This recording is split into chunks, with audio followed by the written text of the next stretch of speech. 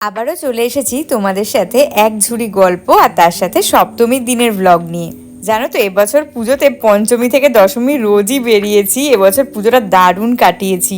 সপ্তমীর দিন বিকেলবেলা আমরা এসেছি সাউথ সিটিতে। প্রথমেই এসে আমরা ফুড কোর্টে বসেছি। শুভদীপের খুব খিদে পেয়েছিল, তাই ও বার্গার খাচ্ছিল।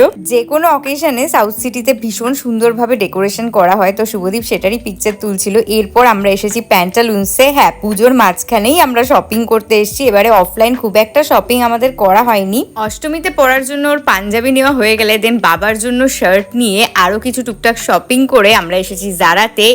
ইনি এমনই পাগল, আমার জন্য জারা থেকে কিছু না কিছু উনি শপিং করবেনই। আমার মাথা টোটালি খারাপ করে দিচ্ছিল।